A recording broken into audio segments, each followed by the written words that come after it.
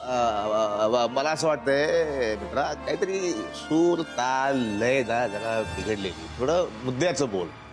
मुद्द्याचं म्हणजे हा बायकोचं काय? सायको. मी बायको बोललो. सायको सायको बायको बोललो मी, बायको. सायको सायको. अरे अरे जमणार जमणार आपले सूर जुळणार. बोल मित्रा बोल. मी सायको वाटत असलो ना तरी सायको नाहीये मी.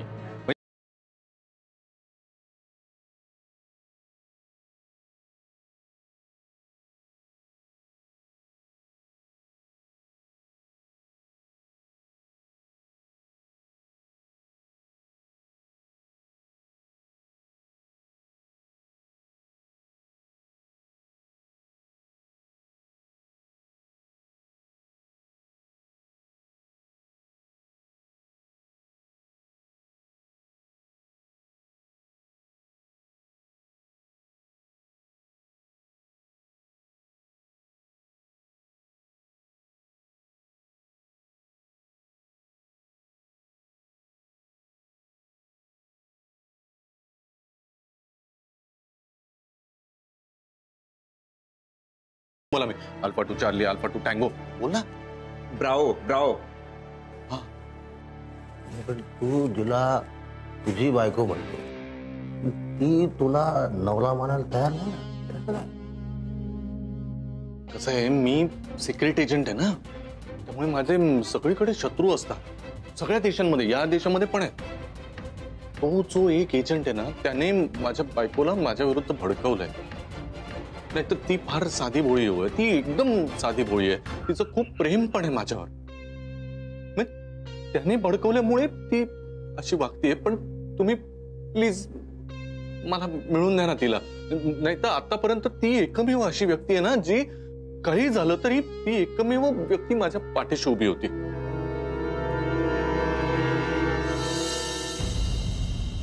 काय झालंय जेनी, असं का पाहतेस माझ्याकडे?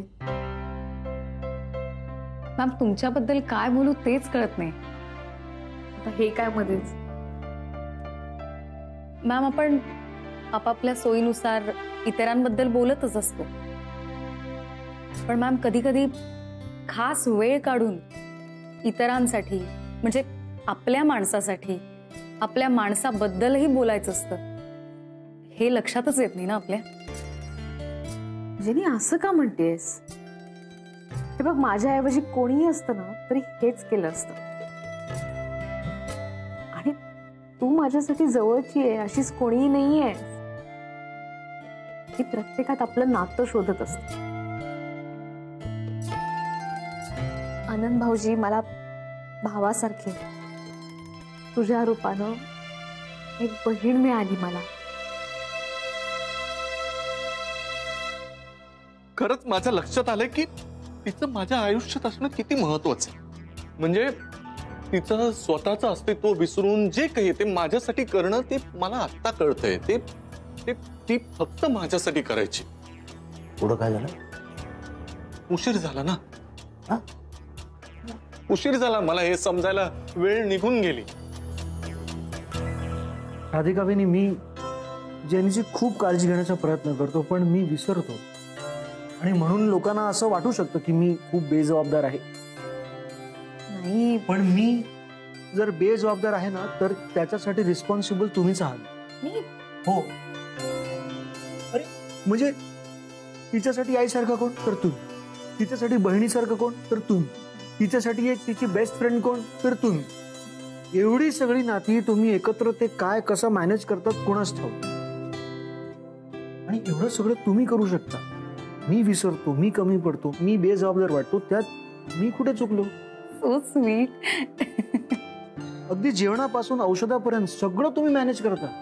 आणि तुम्ही हे सगळं मॅनेज करता आणि त्यात जर मी रिस्पॉन्सिबल वागलो तर मला सांगा ना, माझी काय चूक आहे?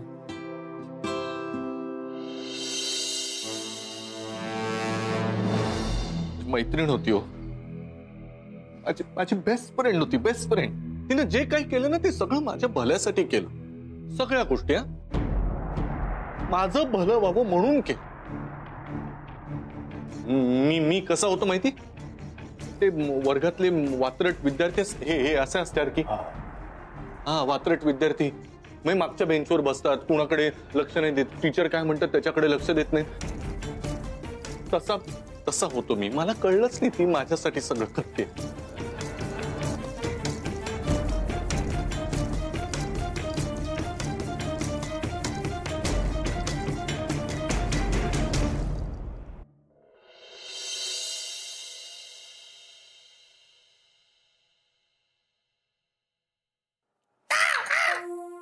काय सौमित्र, काय चाललंय तुझं? सतत आपली काहीतरी विचार करत असते. आता काय चाललंय एवढा विचार? काही नाही रे, जेनीचा विचार करत होते. आपल्याला तिचं डोहाळ जेवण करायचंय ना. तुला सांगते, तिच्या घरी असं काही होत नाही. म्हणजे तिने कधी बघितलेलं सुद्धा नाही डोहाळ जेवण वगैरे. त्यामुळे मला असं वाटतं की आपल्याकडनं काही कमी पडता कामा नये. तिच्या आयुष्यभर लक्षात राहिलं पाहिजे हे डोहाळ जेवण. काय असं काय बघतोस तू माझ्याकडे? नाही, तू असं कोणाही बद्दल जेव्हा बोलायला लागतेस ना, तेव्हा मला नेहमी एकच प्रश्न पडतो की तू नेमकी कोण आहेस? म्हणजे काय आता? नाही बघ ना, आता तू जेनी बद्दल एवढं काही बोलतेस. म्हणजे सगळ्यांनाच माहितीये की तू जेनीची बॉस आहेस. पण आता तू जेनी बद्दल बोलत असताना मला अजून एक प्रश्न पडला की तू जेनीची फक्त बॉस नाहीयेस. तू जेनीची जवळची मैत्रीण पण आहेस, तिची बहीण पण आहेस आणि तिची आई सुद्धा आहेस. तू जेनीच्या बाबतीत जर मला विचारत असशील ना, तर जेनी माझ्यासाठी ना एक अनमोल ठेवा आहे. तिचं माझं नातं अनमोल आहे. खरं सांगायचं तर माझ्यासाठी माझं प्रत्येक नातं हे अनमोल आहे. तुझं म्हणणं पटतंय मला. पण राधा, मला आता सांग, तू आता एवढं मोठं काम करतेस, तर हे सगळं सांभाळून एखाद्या नात्याला वेळ देणं किंवा समोरच्या व्यक्तीला समजून घेणं हे सोपं नाही ना. पण एखाद्या माणसासाठी तेच आयुष्य असेल तर सोपं आहे ते. आता माणसाला जगण्यासाठी काय लागतं? तर पैसे लागतात. मला माझी नाती लागतात. मग ती रक्ताचीच असायला पाहिजे असं नाही, पण ती हक्काची असली पाहिजे. हा, पण हक्काची असे म्हणताना आपण त्या बाबतीतलं कर्तव्यही पार पाडलं पाहिजे. मी लहान होते तेव्हा माझी आई गेली, पण सासूच्या रूपानं आई मिळाली, सासऱ्यांच्या रूपानं बाबा मिळाले, आनंद भाऊजींसारखा भाऊ मिळाला. तू नवरा असलास तरी माझा मित्र जास्त आहे. सगळी नाती माझ्या बरोबर आहेत, म्हणून तर सगळं शक्य होतंय ना. म्हणून तर एक नागपूर मधनं आलेली साधी मुलगी ते राधिका मसाल्याची मालकीण हा एवढा मोठा प्रवास मी करू शकते, कारण तुम्ही सगळेजण माझ्या बरोबर होता. आता मला सांग, माझ्या बाबतीत एवढं सगळं होत असताना मी या नात्यांकडे कुठल्या नजरेनं पाहायचं? आता हे जे काही बोलते ना, ती समोर माझी बायको बसली आहे, पण त्याही पलीकडे जाऊन माझी सगळ्यात जवळची मैत्रीण सुद्धा आहे. आणि त्याच्याही पलीकडे जाऊन एक खूप छान माणूस आहे तुझ्या. आणि हा जो तुझ्या आतला छान माणूस आहे ना राधा, त्याला मी बहुतेक या जन्मात तरी ओळखू शकणार नाहीये.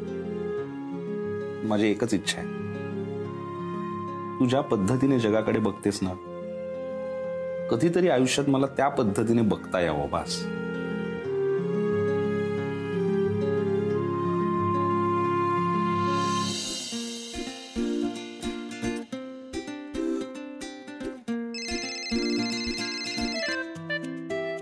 हा बोल श्रेयस. काय करतेस? काय नाही, जस्ट वाचत होते. बोल ना. जरा खाली आहे ना प्लीज. आता काही काम होतं का? नाही नाही, काम नाहीये, एक सरप्राईज आहे तुझ्यासाठी. बापरे, सरप्राईज. ठीक आहे, येते, आले.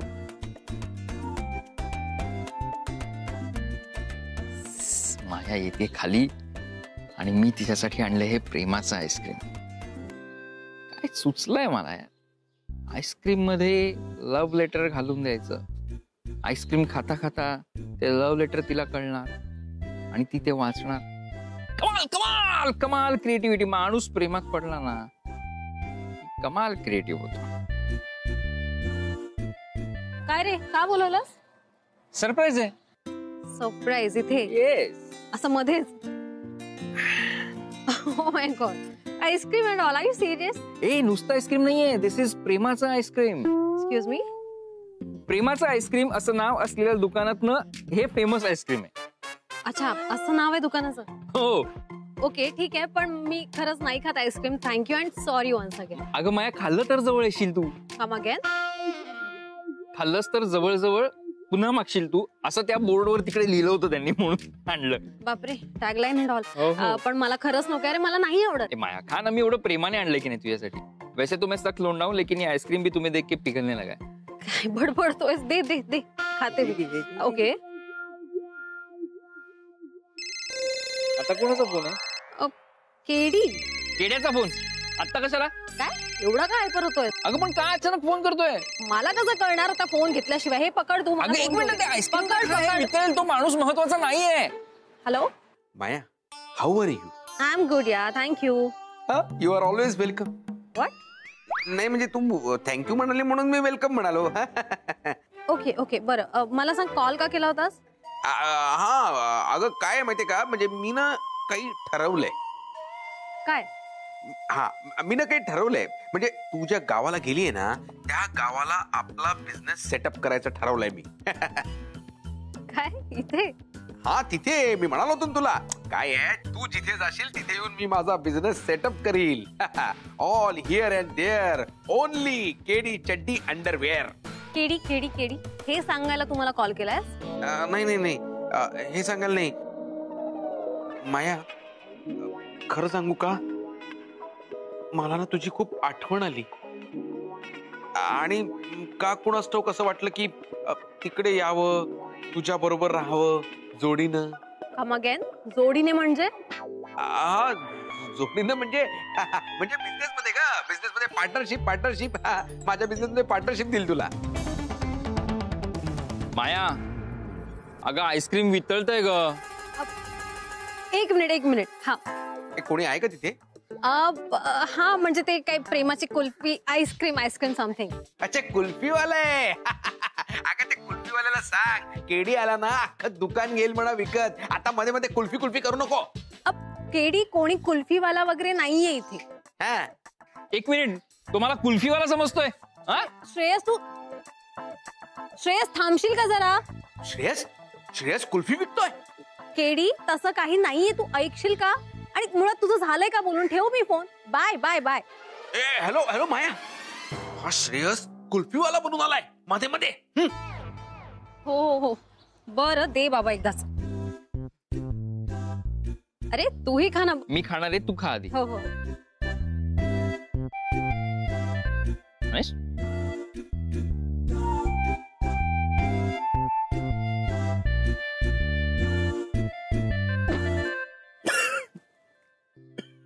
काय रे, इझी. श्रेयस काय होतं तुला? ठसकाल? पाणी आणू का? आईस्क्रीम मुळे घसा. काय लगेच इतक्या? माझ्याकडे कसा? हा काय? थांब. तूच दिलास मी ना? आलो. अरे डिटेक्टिव्ह, सिक्रेट एजंट. मला सांग, ही जी बायको आहे तुझी राधिका, तिची ताकद कशात आहे? तिच्या आजूबाजूला असलेल्या माणसांमध्ये. म्हणजे ती जेव्हा कुणी नव्हती ना, तेव्हापासून ही सगळी माणसं तिच्या बरोबर आहेत आणि आजही ही माणसं सगळी तिच्या बरोबरच आहेत. आता एकदा का ही माणसं तिच्यापासून तोडली ना की राधिका एकटी पडणार. ती एकटी पडली की ती तुझ्याकडे येणार. दोस्ता, ती तुझ्याकडे येणार, हा माझा शब्द आहे तुला.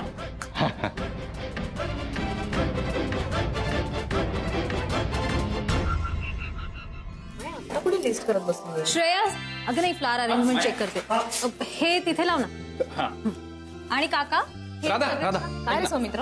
माझं जरा महत्वाचं काम आहे, मी पटकन जाऊन येतो. हा, कुठे चाललाय स्वतः? इथे मदत कर ना. तू कुठे चाललास? वेडास काय? अरे जरा महत्वाचं काम आहे, आलो ना मी. कसलं महत्वाचं काम? ऐक ना, ते जेनीचं डोहाळ जेवण आहे ना, त्यासाठी मी एक सरप्राईज प्लॅन केलंय.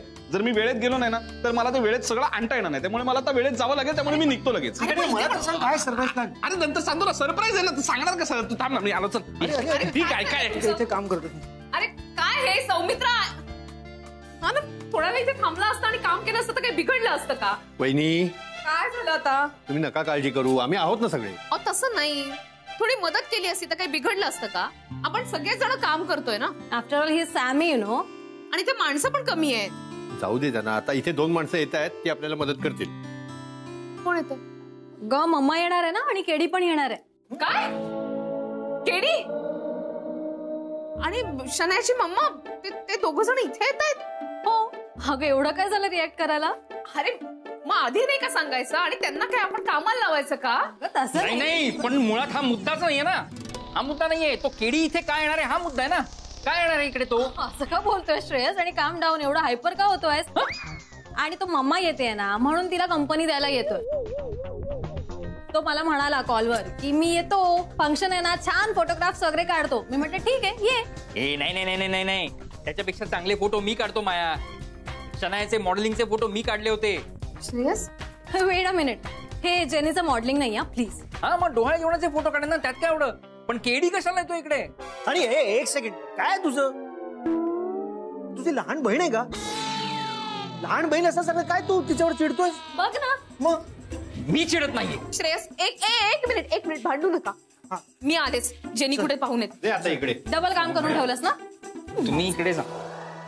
मॅडम, मला माफ करा मॅडम. काय रघु, काय झालंय काय? मॅडम, तुम्ही आधी तुम्ही माफ करा मला. अरे कशाबद्दल बोलतोयस तू? तुम्ही या गावात आल्यापासून तुम्हाला त्रास सहन करावा लागला. एक तर तुम्ही माझ्यामुळे या गावात आलात. या बायकांच्या पाठीमागे तुम्ही ठामपणे उभे राहिला. आणि या बदल्यात तुम्हाला काय मिळालं? तर त्या गोट्या शेटकडून मिळणारा मनस्ताप. मॅडम, मला माफ करा मॅडम. मी जर तुम्हाला आधीच सांगितलं असतं ना गोट्या शेट बद्दल, तर तुम्हाला हे मनस्ताप झाला नसता मॅडम. ठीक आहे रघु, तू इतकं मनावरती घेऊ नको. तुझा काही दोष नाही याच्यामध्ये. उलट मीच तुझे आभार मानले पाहिजे. तुझ्यामुळे मला हे गाव कळलं, इथल्या बायकांशी ओळख झाली, त्यांचे नेमके प्रॉब्लेम्स काय आहेत ते कळले. ते आपल्या हातून सॉल्व्ह होतील की नाही यासाठी प्रयत्न झाले. आणि गोट्या शेटच म्हणशील ना, तर त्या माणसाशी 2 हात कसे करायचे हे मला चांगलं माहिती. अहो मॅडम, तो लय पोचलेला माणूस आहे. अहो त्याची माणसं तुमच्या आजूबाजूला असू शकतात. हो माहितीये मला, कल्पना आहे त्याची. खरं सांगायचं ना तर मला त्याचा अंदाज सुद्धा आला. आणि म्हणूनच त्या माणसाची दिशाभूल करण्याचा प्रयत्न मी करते. रघु, अरे तू थोडा आधी यायला पाहिजे होतास. आपल्या वहिनी गोट्या शेटला कशा भारी पडलाय कळलं असतं तुला. काय सांगताय सर? हो रघु, आणि तू आत्ताच आलायस ना, टेन्शन नको घेऊस रे. सगळे किस्से तुला कळतील हळूहळू या श्रेयसकडून वगैरे. हा, आणि हो, त्या गोट्या शेटचं टेन्शन वगैरे घ्यायची तर अजिबात गरज नाही. आपण सगळे एकत्र आहोत ना. काय? अरे हे बघ, जे काय घडलं ना ते तुला मी हळूहळू सांगेन.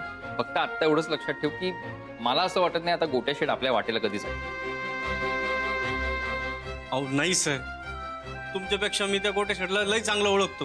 ते आता गप्प बसले नसणारच, पण पुढे काय करायचंय ना त्याचा विचार करत असणार बघा ते. रघु ठीक आहे, ते नंतर बघूया आपण.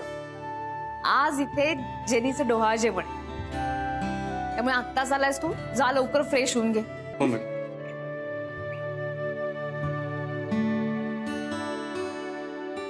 आवरा, आलेस.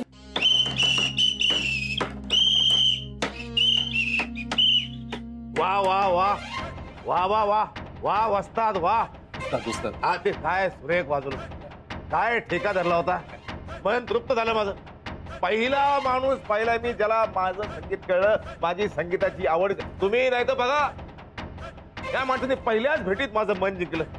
वाव. तो आवडता राग आहे ना माझा. तुम्ही शिट्टीवर तो अहिर भैरव वाजवलात ना, मला खूप आवडतो. असा राग असतो? हा, तुम्हाला नाही माहिती? नाही, मला माहिती असलं कारण नाही काय, कारण मला राग आल्यावर मी कुणाला सोडत नाही. मग पण एक मला कळलं, की आपले सूर आता जुळलेलं आहे. तुम्ही असं वाजवलं आता म्हणजे आपण दोघं मिळून कुणाचीही वाजवू शकतो आता. बस बस बस. तुमचं झालं असेल तर मी थोडं बोलू का? म्हणजे काय? तुम्ही होणारे भावी मुख्यमंत्री म्हटल्यावर तुमचं म्हणणं ऐकलं पाहिजे का नाही? हा? बोला. पण आपण जे बोलतोय ते तितकं महत्वाचं आहे हे तुम्हाला माहिती आहे ना? हो, महत्वाचं आहे. हा, मग इर्षाद. राधिकाच्या घरी जेनी आहे ना, हा, तिचं डोहाळे जेवण आहे. मग मी काय आता चंद्रकोर घेऊन जाऊ तिकडे? नाही नाही, तसं नाही. मला म्हणायचं होतं की नाही नाही नाही, मला एक कळत नाही. त्या जेनीचं मी केशर दूध देऊन डोहाळे जेवण घातलं असताना हा वेगळा कार्यक्रम घ्यायची काय गरज आहे? मला समजत नाही या लोकांचं काय. नाही नाही, ते ऍक्च्युली ती गंमत अशी आहे की या बातमीच्या मागे अजून एक सिक्रेट बातमी लपली आहे. काय बातमी अशी आहे की आता राधिकाच्या आजूबाजूची जी माणसं आहेत ना ती हळूहळू कमी होणार आहेत. आनंद आहे ना, आनंद. हा आनंद आनंद हा हा हा. तो जेनीला घेऊन डोहाळ जेवण झालं की गोव्याला जाणार आहे. गोवा? हा, हा प्रेग्नंट बायकोला घेऊन गोव्याला का चाललाय कळत नाही मला या लोकांचं सुद्धा. आणि म्हणलं मग तूच म्हटलास ना. नाही नाही, आनंद जेनीला घेऊन गोव्याला चाल. तिचं माहेर आहे ना गोवा. हनीमून कसं काय ऐकलंस? हा, तर मुद्दा काय आहे की त्या निमित्तानं ही 2 माणसं कमी होतील ना. नुसती 2 माणसं कमी होऊन उपयोग नाही ना, बाकीचे पण गेले पाहिजे दूर. टेन्शन घेऊ नका, बाकीच्यांना मी पोचवतो.